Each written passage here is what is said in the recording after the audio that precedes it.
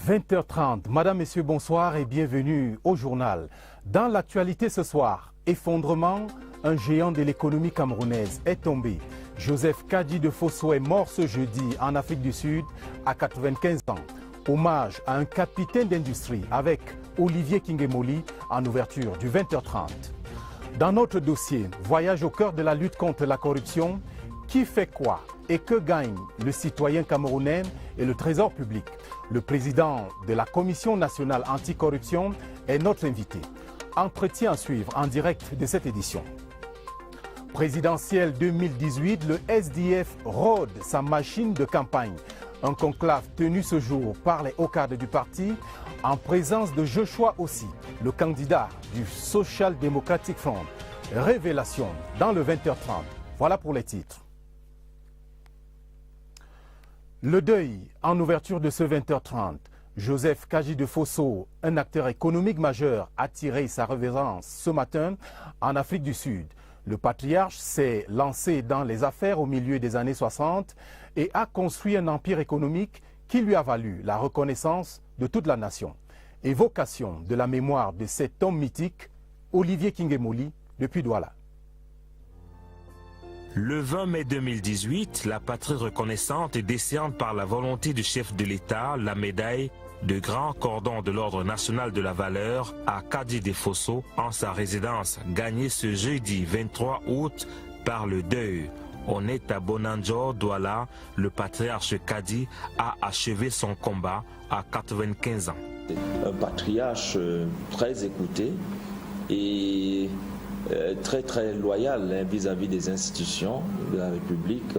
Il faisait toujours montre de quelqu'un qui avait soif du développement de sa localité. Fils de Bana dans le Onkam, région de l'Ouest, on lui reconnaît l'engagement d'un bâtisseur hors pair et infatigable. Pour tout Bana, pour tout Babreke, pour tout Camerounais, il faut le reconnaître. Nous avons perdu là un baobab dans plusieurs domaines. Par ses œuvres, il a été un grand-père, il a été un enseignant pour nous, par son caractère et son dévouement par rapport au travail. Magnat de l'industrie, Kadi de Fosso a construit sa réputation dans les affaires à Douala avec plusieurs investissements dans divers secteurs, services, cinéma, immobilier, avec notamment les Coris, le plus grand immeuble du pays, 21 niveaux. Ce sont les brasseries qui l'ont révélé en 1972 par UCB, Union Camerounaise des Brasseries, emblème du groupe qui porte son nom. C'était le tout premier Africain noir au sud du Sahara à investir dans ce domaine. Le patriarche Kadi, concentré de politique, de société, d'économie et de sport avec la Kadi Sport Academy, loin de toute académie savante, mais quel exemple de réussite. Toutes les condoléances du 20h30.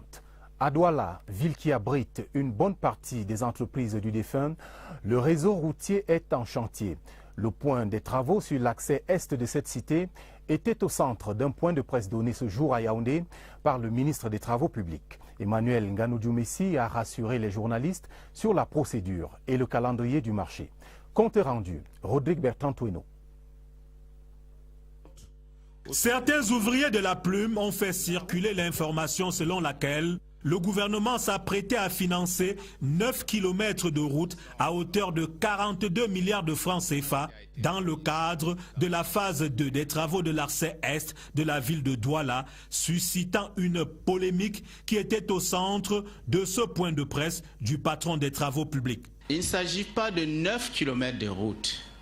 Nous avons là 3 fois 2 voies, plus les 2 autres voies, une fois 2 voies qui sont déjà là, qu'il faut reconstruire.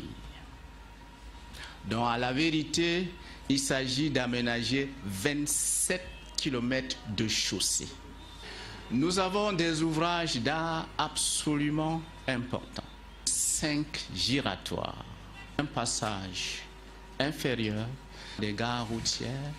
Je ne voudrais pas parler du déplacement des réseaux. Nous faisons face à un marché prix unitaire, c'est-à-dire le coût sera apprécié par rapport à ce qui est effectivement fait. Il y a tout un processus décisionnel qui part d'une autorisation de gré à gré à la conclusion d'un marché public. Ce n'est pas le coût des études qui constitue le coût des travaux. La clarification étant faite, les journalistes ont exprimé leur inquiétude quant à la qualité du produit final. Le ministre leur a répondu. Il nous restera donc à veiller, soyez-en rassurés, sur la qualité des travaux. Le ministre a rassuré les hommes de médias quant à la disponibilité de son département ministériel à leur donner toujours la bonne information pour lutter contre les nouvelles mensongères. Et voilà qui est rassurant. En matière de travaux routiers, le gouvernement a engagé plusieurs chantiers ces dernières années dans les 10 régions. Beaucoup sont achevés et quelques-uns sont encore en cours. Morceau choisi ce soir, la région de l'Adamawa. Allons voir ce qui s'y fait au niveau des routes nationales et de la voirie urbaine. C'est dans ce reportage d'Oumarou Kadili de CRTV Adamawa. Au cours de ces 7 dernières années, la région de l'Adamawa s'est vue transformée en un vaste chantier routier. On en veut pour preuve les travaux de bitumage de l'axe Garoua-Boulay-Menganga dans le Mbéré ou encore de l'axe Lena-Tibati dans le département du Ndiérem, avec à terme, pour la deuxième phase de la construction de cette route, un prolongement dans la ville de Ngaoundéré. Il y a de grands efforts qui sont faits. Ce qui reste à recommander fortement, il faut réussir à faire en sorte que les eaux ne stagnent pas sur la plateforme, sur la bande de roulement. Par ailleurs, la Vina, comme le Mayo Bagno et le Faro Edeo, viennent de bénéficier d'un don spécial du chef de l'État pour la réhabilitation en urgence des voiries urbaines de certaines cités, en l'occurrence celles de Bagno, Tignière et Ngaoundéré. Ici, c'est le tronçon cathédrale Collège de Maznot-Bois de Mardoc qui est visé, soit une enveloppe globale de 2,240 milliards de francs CFA pour l'ensemble de ces importants ouvrages récemment lancés par la première autorité administrative de la région. Les populations de la région de l'Adamawa ont accueilli avec allégresse et joie ces cadeaux précieux du chef de l'État. Le corridor Mardoc-Université de Ngaoundéré jusqu'à la falaise de Mbé n'est non plus en reste aux entreprises contractantes de se mettre davantage au travail pour respecter les différents délais de livraison. Et toujours en rapport avec l'actualité sur nos routes, signalons la fin de la visite officielle de l'envoyé spécial du secrétaire général de l'Organisation des Nations Unies chargé de la prévention et de la sécurité routière. Jean Todt a procédé ce jeudi au lancement d'un atelier de formation visant à terme la réduction des accidents de la route. Marie-Laurence Kay. Après la remise hier au gouvernement du Cameroun du rapport d'étude d'évaluation de la performance payée en matière de sécurité, Jean Todt a procédé ce jeudi à l'ouverture d'un atelier de formation de la sécurité routière. Dans le cadre de cet atelier, 2 thèmes ont été retenus, à savoir l'audit inspection de la sécurité routière au Cameroun et la base des données sur la sécurité routière. C'est un programme extrêmement important pour l'avenir de la situation sur les routes au Cameroun. On veut répondre aux objectifs du développement durable, qui est de diviser par 2 le nombre de victimes sur les routes dans le monde dès 2020 et de permettre l'accès au transport public pour tous les citoyens dans le monde d'ici 2030.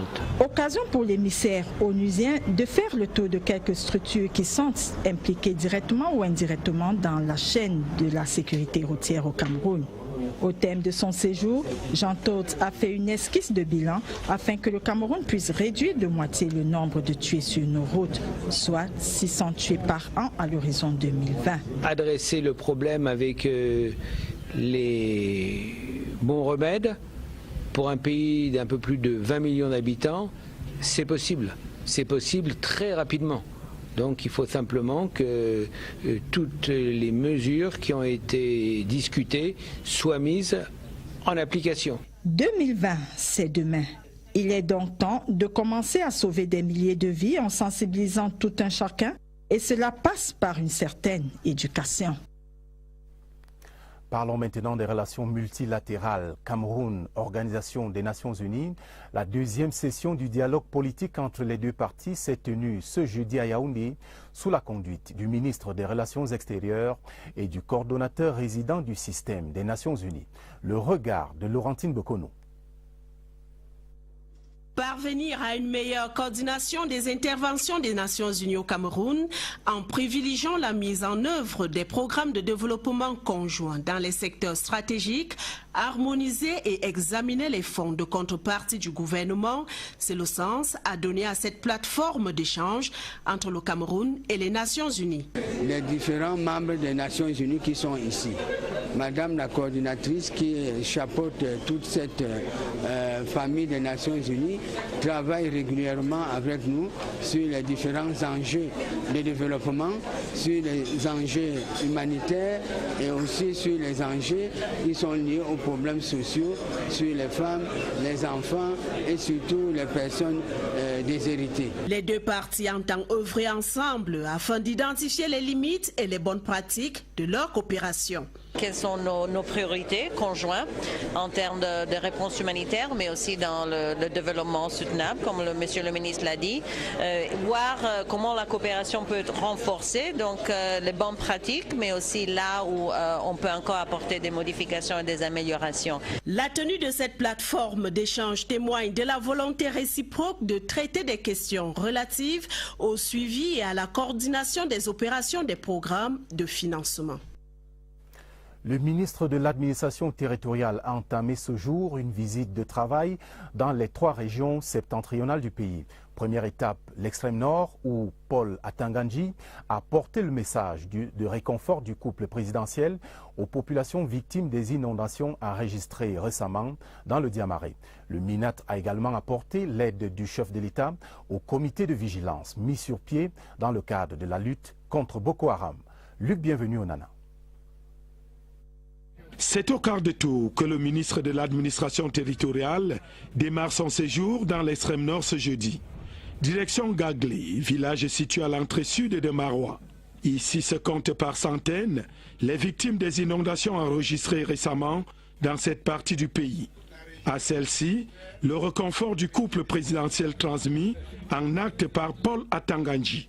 Des espèces sonnantes et trébuchantes, des denrées alimentaires, du matériel de couchage, de quoi susciter de la gratitude. Je suis très content du vol du président de la République qui a apporté secours à notre population et surtout encore en cette période de soudure. Cap à présent, sur l'esplanade des services du gouverneur où est exposé le matériel destiné au comité de vigilance. Un don issu de l'effort de guerre des citoyens camerounais contre Boko Haram appuyé par la sollicitude du chef de l'État. Les comités de vigilance seront plus galvanisés pour faire davantage de travail qui est le leur sur le terrain. Il a vu, il a entendu et peut conclure. Ils ont été très contents de voir le ministre, l'envoyé du chef de l'État, et il retourne des messages en disant que monsieur le président de la République, il y aura un retour de l'ascenseur le 7 octobre. Comme pour dire que la région de l'extrême nord ne saurait ignorer où elle vient pour ne pas savoir où elle va. Coup d'œil sur les préparatifs de la présidentielle 2018. Le Social Democratic Front se mobilise pour l'organisation matérielle du scrutin et les contributions en vue de financer la campagne de son candidat, Joshua Ossi Nambangui. Une session extraordinaire du comité national exécutif s'est tenue à cet effet ce jeudi en Kolfoulou, sur la route de Soie. C'était sous la présidence du chairman John Frundi. Séverin Legambeli. Depuis la dernière convention, au mois de mars, les membres du comité exécutif du SDF se sont retrouvés cette fois pour une session extraordinaire de l'instance de décision du parti politique de John Frundi. Session extraordinaire parce qu'elle se rapportait à un objet bien précis, l'élection présidentielle du 7 octobre. Les membres du bureau exécutif, du shadow cabinet, parlementaires et maires autour du chairman John Frundi ont travaillé sur un agenda ayant pour principal centre d'intérêt le scrutin du 7 octobre. Il a fallu voir les ressources financières et humaines à mobiliser et le déroulement du vote dans les 2 régions du Nord-Ouest et du Sud-Ouest. Ce qu'on peut retenir, c'est que nous sommes prêts, nos responsables régionaux sont prêts, il y a tout à refaire et ce n'est pas le candidat tout seul qui le fera.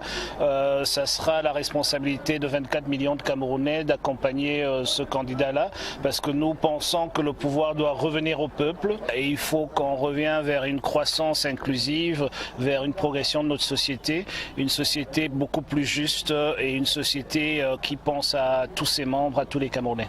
Sur la suite du processus électoral, les travaux du NEC ont porté également sur la création des bureaux de vote. Nous apprenons que l'ECAM, avec la complicité du Premier ministre et certains responsables militaires, veulent changer la loi. Nous attendons donc que le gouvernement convoque l'Assemblée nationale, mais si l'Assemblée nationale n'est pas convoquée pour changer le code électoral, nous irons à cette élection et nous la gagnerons. Le SDF confirme donc sa participation au scrutin présidentiel du 7 octobre et pour cette formation politique, il faut rester concentré. Les enjeux sont trop élevés et obligent les citoyens à ne pas être indifférents. Et pour une présidentielle propre dans les médias, un atelier de 2 jours s'est ouvert ce matin à l'hémicycle de l'Assemblée nationale sur l'utilisation responsable des réseaux sociaux et la sincérité de la communication en contexte électoral. Les travaux initiés par l'école citoyenne et politique de Yaoundé ont été ouverts par Théodore Datouo, vice-président de l'Assemblée nationale. Le compte rendu de Clarisse Tang. Dans quelques semaines, les citoyens camerounais en âge de voter se rendront aux urnes pour élire le président de la République. Avant-gardiste, l'école citoyenne et politique de Yaoundé, par la voix du président de son bureau exécutif, l'honorable Vincent Paul Emaïtoundi, lance un vibrant appel à tous les acteurs du processus électoral du haut de la tribune de l'Assemblée nationale. D'où l'intérêt du présent atelier de formation qui ambitionne d'interroger la dynamique des réseaux sociaux dans le processus électoral. Un message soutenu par l'Institut international pour la démocratie et l'assistance électorale, de même que par le Conseil national de la communication, et bien accueilli par l'Assemblée nationale, lieu par excellence des échanges et discussions sur la construction d'une conscience citoyenne. Plus que jamais, la mise en œuvre avec fermeté des lois votées par le Parlement et relative à la cybersécurité et à la cybercriminalité s'impose avec acuité. Et l'État du Cameroun tient son rôle, celui de promouvoir les valeurs républicaines et la culture de la paix. Monsieur le ministre de la Communication est en ce moment même en train de mettre la dernière main sur aussi bien la mise en place, le fonctionnement que les diverses modalités structurelles de la Commission nationale des actions médiatiques chargée d'encadrer la mouvance socio-élective au cœur de cette campagne présidentielle. L'objectif principal de cet atelier est de sensibiliser les acteurs du processus électoral. Au terme des échanges, il en est attendu la proposition d'un code de bonne conduite sur l'utilisation des médias sociaux en période électorale.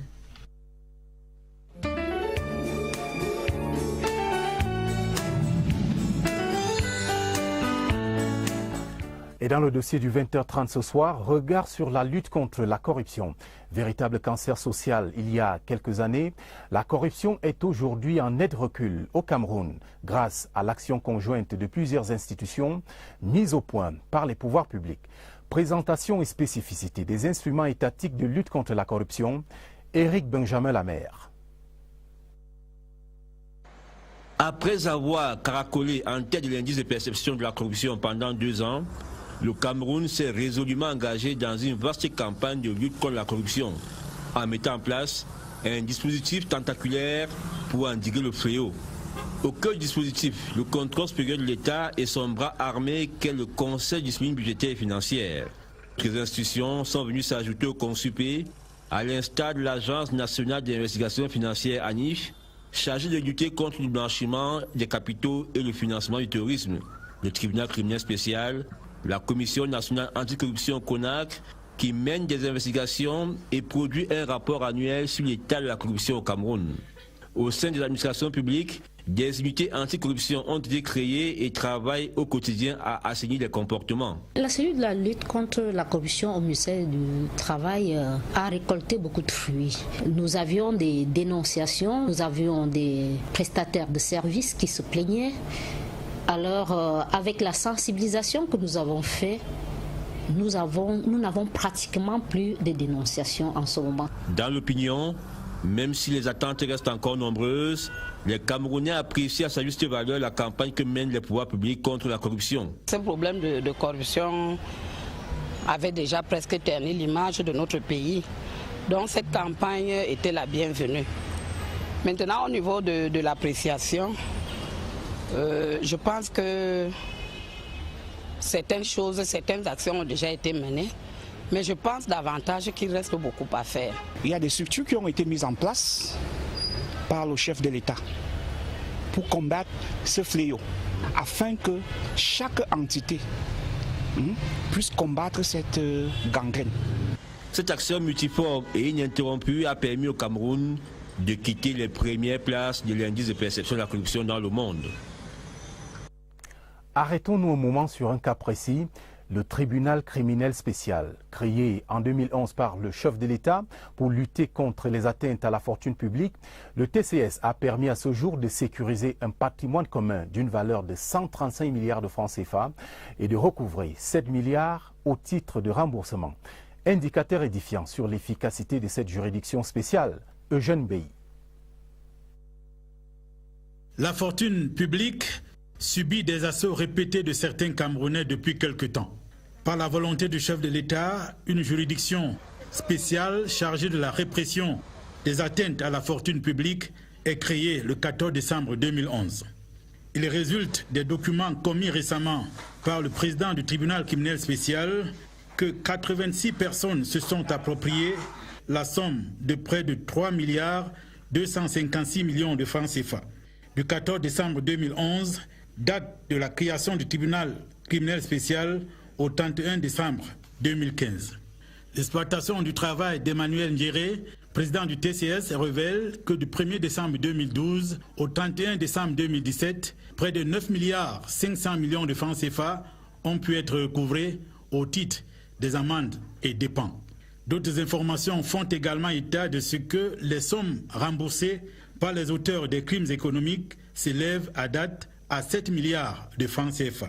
L'action du tribunal criminel spécial a également permis, jusqu'en décembre 2017, de sauvegarder la valeur du patrimoine commun estimé à 135 milliards de francs CFA. Des sommes colossales qui auraient pu aider à résoudre les problèmes sociaux, construction des écoles ou des hôpitaux. J'accueille à présent le révérend docteur Dieudonné Massigams. Bonsoir. Bonsoir. Et bienvenue. Merci beaucoup. Alors, vous êtes le président de la Commission nationale anticorruption, mais depuis 12 ans qu'existe la CONAC, on constate que la corruption demeure et persiste. Quelles mesures ont été prises à ce jour, des mesures majeures en tout cas, pour réduire l'ampleur du phénomène qu'est la corruption? Merci que vous nous ayez invités et que nous puissions intervenir par rapport à cette gangrène qu'est la corruption dans notre pays, et la mission de la CONAC est suffisamment définie et les mesures qui sont en train d'être prises aident effectivement à juguler ce fléau qu'est la corruption. Et quelles sont ces mesures qui ont été prises et qui aujourd'hui permettent à notre pays de connaître un recul par rapport à ce fléau? Il s'agit déjà dès le départ que la CONAC ne travaille pas en l'air. La CONAC travaille à partir d'un document que les Camerounais eux-mêmes ont produit, validé par le gouvernement, validé par les ambassadeurs, c'est-à-dire les techniciens et les autres, qui ont permis en sorte qu'ensemble nous puissions donc être utiles. Et les mesures qui ont donc été prises, première mesure, c'est l'implémentation de cette stratégie nationale de lutte contre la corruption. Et dans cette implémentation de la stratégie nationale de lutte contre la corruption, il y a premièrement la prévention qui est très importante, l'éducation qui rentre en compte, les conditions qui permettent en sorte que l'on voit dans quel contexte les ouvriers, les serviteurs, les fonctionnaires et les autres travaillent. Et puis, il y a, en fin de compte, la sanction. Et au niveau de cela, nous devons le reconnaître humblement. Comme vous l'avez souligné tout à l'heure, c'est une gangrène, c'est une préoccupation, mais ce n'est pas une fatalité. La corruption n'est pas une fatalité parce qu'actuellement, les résultats sont là. À partir... Citez-nous quelques-uns. Voilà. À partir donc de cette mise en place de cette stratégie, voici quelques résultats que nous ne pouvons d'ailleurs pas énumérer totalement. Premier résultat, vous êtes d'accord avec nous que les 30% qui étaient souvent exigés aujourd'hui ne le sont plus, s'il est vrai que certaines choses peuvent se passer en cachette, mais nous pensons aujourd'hui que les 30% ne se donnent plus dans le cadre des marchés publics. Et vous avez suivi tout à l'heure, monsieur le ministre des marchés publics, le dire avec tout l'engagement et tout le sérieux possible, parce que la CONAC est effectivement là-dessus. Et on a insisté que au niveau de chaque secteur ministériel, il y a des cellules de lutte contre la corruption. Et ces cellules de lutte contre la corruption font le travail à partir des IRR. À partir de ces IRR, il y a jugulation effective de la corruption et ceci permet en sorte que les dégâts soient limités. Et il y a donc ces résultats. Nous avons, en dehors de ce problème de 30% qui a diminué, il y a également les récupérations de fonds. Les récupérations de fonds qui ont permis à l'État de faire des économies. Vous avez quelques chiffres à ce jour? Oui, nous avons quelques chiffres. Par exemple, en 2015, nous avons permis à l'État de ne pas perdre 35 milliards. Et ça, c'est très important. Non seulement cela, nous avons permis également, au niveau de la CONAC, à l'État d'épargner et de récupérer 200 milliards de francs de 2015 à 2016. Cela prouve qu'il y a suffisamment de travail qui s'est fait et le peuple camerounais aujourd'hui en est conscient. Vous avez parlé tout à l'heure des IRR, les initiatives à résultats rapides. Est-ce que leur efficacité est avérée? Est-ce que les administrations même adhèrent? Oui, vous faites bien de soulever ce problème. Déjà, nous pouvons relever que dans l'ensemble, il y a déjà un engouement. On reconnaît déjà certains ministères qui se sont engagés. Nous comptons déjà jusqu'à 8 au moins qui se sont engagés par rapport à ces IRR, c'est-à-dire les initiatives à résultats rapides, et lesquelles ont pu produire un travail, parce que ça c'est très important. Lorsqu'on parle des initiatives à résultats rapides, c'est justement parce que chaque secteur connaît à quel niveau se trouve le problème de corruption et c'est ce secteur qui doit le résoudre à partir des coachs, à partir de l'assistance que la CONAC apporte et ceci permet en sorte que les résultats soient obtenus. Mais nous profitons de cette occasion pour dire qu'il y a encore des poches de résistance. Parce que en dehors de ces 7 ou 8 qui se sont engagés, il y a une majorité qui reste encore en arrière et traîne les pas. Et les textes qui ont été mis en place par le chef de l'État par rapport à la lutte contre la corruption, ces textes permettent à la CONAC d'interpeller effectivement ces secteurs, ces responsables, à quelque niveau que ce soit, pour que les uns et les autres se mettent au travail. Et dans le cas contraire, il y a des dispositions qui sont prises par rapport à cela. Et nous sommes en train d'interpeller les uns et les autres par rapport à cela. Et ça permet donc que nous soyons actuellement à la 10e série des IRR. Et nous allons évaluer. Ça permet d'évaluer. Ça permet de faire en sorte que l'on sache quel est le ministère engagé, quel est celui qui ne l'est pas et à quel niveau se trouve la lutte contre la corruption à ce niveau. Et ceci nous permet d'ailleurs, nous le disons, nous allons classer, on a déjà classé les régions, parce qu'il y a eu évaluation des régions, nous sommes allés sur le terrain. Maintenant, nous allons classer également les ministères par rapport à la lutte contre la corruption. Un mot rapide, Monsieur le Président, sur ce fameux numéro vert que vous avez institué il y a 4 mois, je pense le 15-17. Alors, qu'est-ce qui a changé depuis? Est-ce que les Camerounais l'utilisent? Ah là, je crois que vous faites bien de relever cela et effectivement, nous avons eu la grâce d'obtenir le numéro vert 15-17 qui est très important.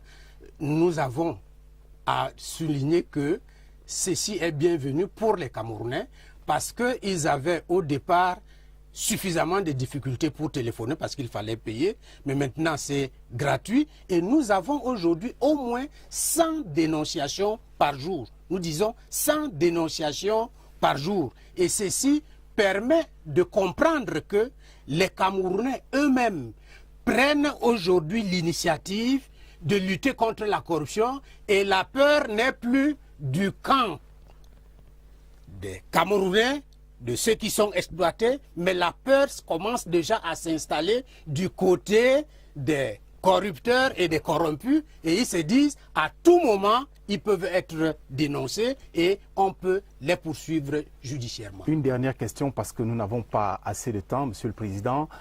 Le travail de la CONAC, c'est 80% de sensibilisation, 20% de répression. Est-ce que cette répression va jusqu'à la saisine des instances juridictionnelles? Justement, vous le dites si bien. Et vous avez si bien relevé que le travail de la CONAC se situe à 80% par rapport à la prévention. Et c'est très important. Tous les grands pays du monde, par rapport aux rencontres internationales auxquelles nous prenons part, le Commonwealth, l'Union, l'ONU-DC, tous les pays du monde qui ont réussi à lutter contre la corruption ou bien à réduire les effets de la corruption ont plus du temps pour la prévention, pour l'éducation. Et ceci est très important et la CONAC a pris des initiatives dans ce sens-là. Rappelons-nous qu'il y a déjà des universités qui ont des clubs d'intégrité, les lycées qui ont des clubs d'intégrité. La CONAC a également des émissions Espace CONAC qui passent à la radio, à la télé. Il y a rentrée scolaire sans corruption, il y a le COSCO, c'est-à-dire concours sans corruption. Nous avons déjà été saisis et on a résolu beaucoup de problèmes concernant les concours, les entrées dans les écoles ou bien les inscriptions dans certaines grandes écoles. Mais toujours est-il qu'il y a du travail encore à faire dans le cadre de cette éducation. Maintenant, vous parlez de la sanction, 20% de sanction, effectivement. En 30 secondes, s'il vous plaît, il ne nous reste plus de temps. Alors, la sanction vient en dernier lieu, pourquoi? Parce que le problème se trouve être dans la mentalité des uns et des autres et il faudrait bien que ceci soit vraiment implémenté au niveau de la conscience des uns. À partir de là, nous avons, et je vous fais comprendre que dans cette disposition que nous sommes en train de prendre, il y a la semaine prochaine une action de grande envergure que la CONAC va mener sous le patronage et puis le parrainage de Monsieur le Premier ministre, une action justement dans le sens qui va amener les Camerounais à organiser davantage ces sanctions. On va mettre au niveau de tous les ministères, de tous les services publics, des plaques où il est inscrit « Le service public est gratuit ».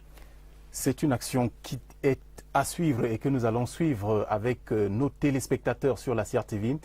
Révérend Dieudonné Massigams, merci d'être venu sur la CRTV et au 20h30 en direct. C'est moi qui vous remercie également.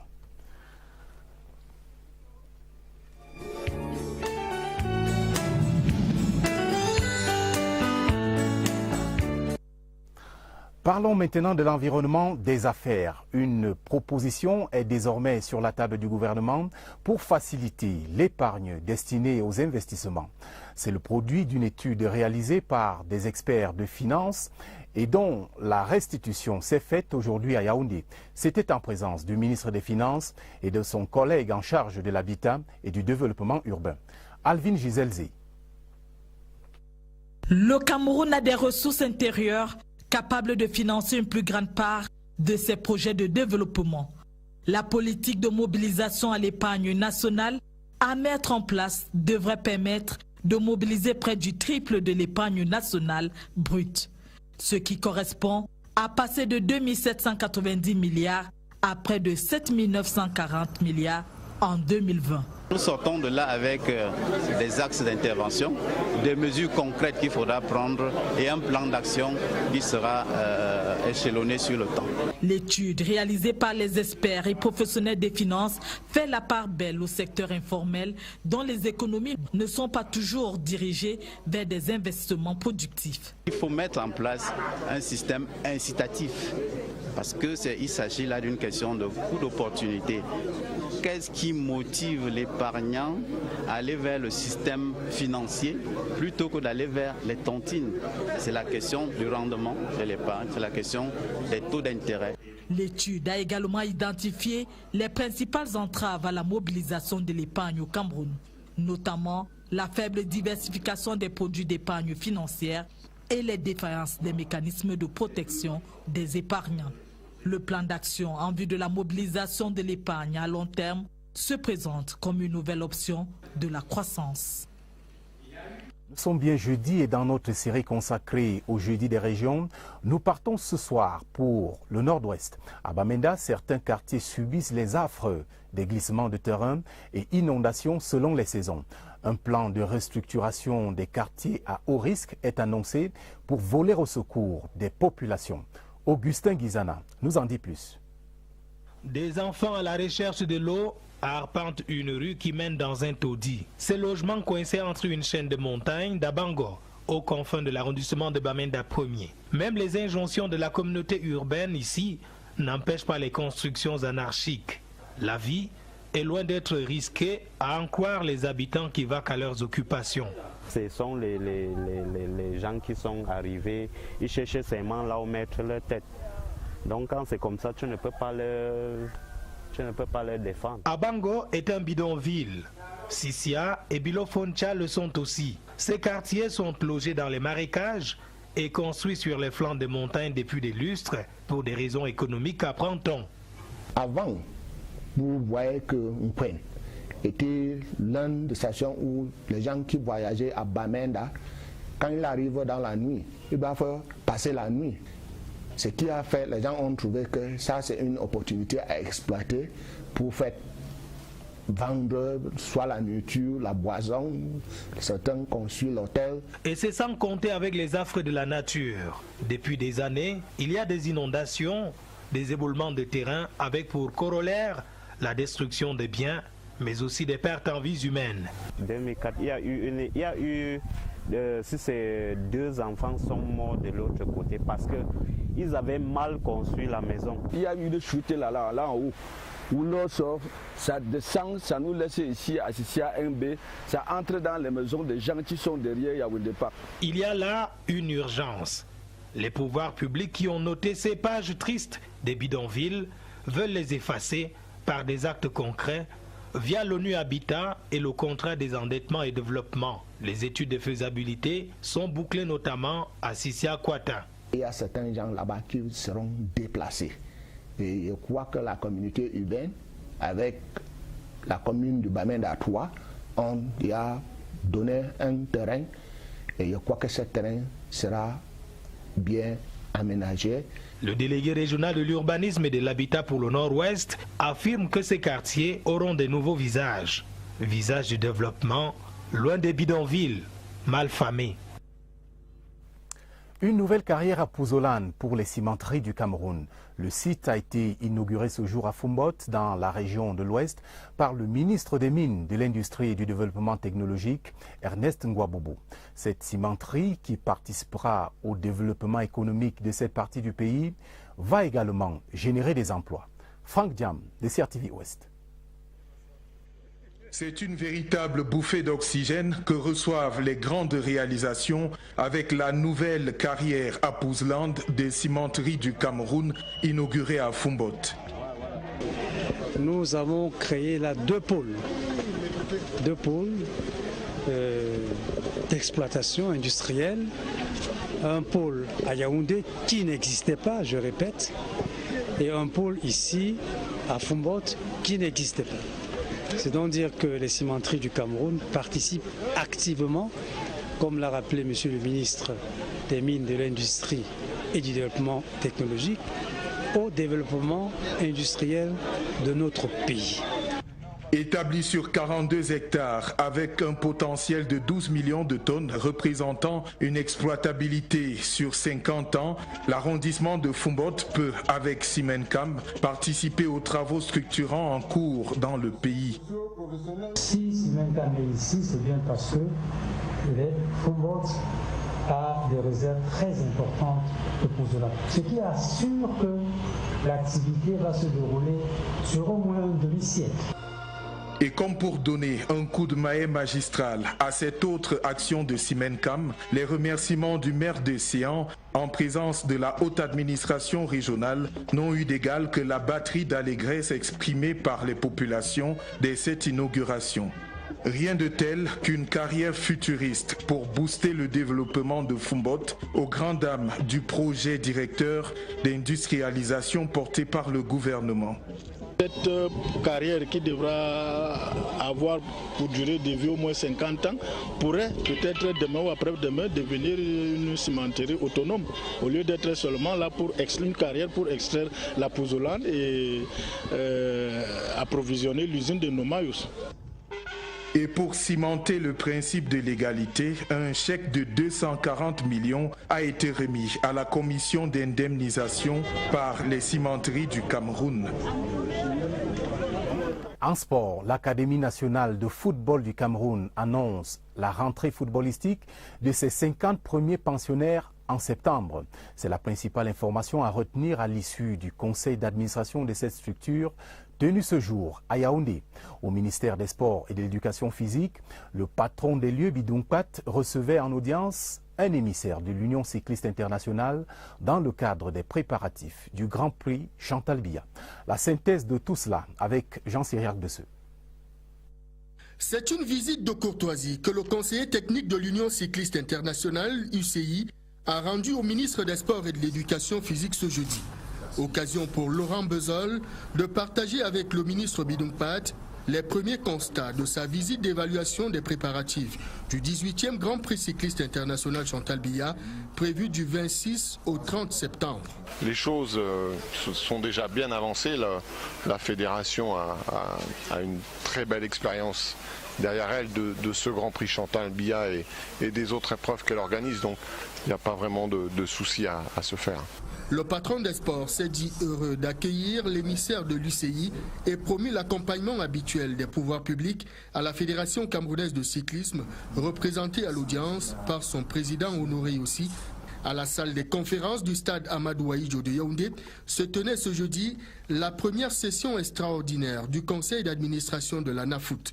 Autour du PCA Issa Yatou, le Conseil a examiné et adopté une dotation budgétaire supplémentaire sur proposition de la Direction générale. Question de faciliter la rentrée de la première cuvée des pensionnaires de l'Académie.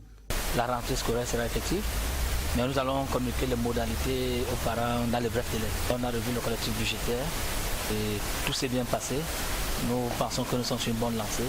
La liste des 50 premiers pensionnaires du centre de formation de la NAFOOT sera communiquée en début de semaine prochaine, précise le directeur général Karl Enongachou. Les militaires classés vétérans de la brigade du quartier général disposent désormais d'une compétition annuelle. La première édition du tournoi de football a été lancée ce jeudi à Yaoundé. L'équipe des 1er, 2e et 3e bataillons d'intervention s'est qualifiée pour la finale. Elle aura comme adversaire le bataillon d'honneur de protection. Voyons cela avec Évariste Yenga. Le général Cavalaire est capitaine de son équipe de football. Le commandant de la brigade du quartier général conduit ses bataillons vers les bienfaits du sport à travers un tournoi à 3 équipes. Jusque-là, c'est les plus jeunes qui participaient. Nous avons organisé un tournoi de vétérans, c'est-à-dire ceux qui ont plus de 41 ans. Et c'est dans ce cas, dans le premier match, j'étais le capitaine de l'équipe du bataillon de commandement et de soutien. Au-delà de la remise en forme, l'enjeu est de remporter le tournoi. Combat perdu pour les hommes du général à ce tournoi triangulaire. L'équipe est disqualifiée malgré sa victoire sur les 2 possibles. Pour avoir aligné un joueur de 39 ans, l'âge minimal requis pour les vétérans est de 41 ans. En revanche, les bataillons d'intervention et celui d'honneur et de protection accèdent en finale grâce à leur victoire. Il est inadmissible pour moi que le général qui est mon super ne gagne. Ça veut dire qu'il y a un problème quelque part. Il fallait absolument tout faire pour remporter ce match-là. Hommes et femmes militaires de 41 ans et plus ont honoré le premier rendez-vous réservé aux vétérans. Tous ont pris rendez-vous au stade militaire ce 30 août pour la finale. Et c'est ici que ce journal s'achève. Retrouvez dès demain Lucrèce Medundiemba pour le 20h30 du week-end. Mais déjà tout à l'heure, Patricia Lebam-Tuxon et Jean-Cyriac Besseux seront des vôtres pour le minuit. Merci à l'ensemble des équipes techniques et éditoriales qui nous ont accompagnés durant la semaine. Restez à l'écoute des programmes de la CRTV. Bonsoir et à lundi 20h30.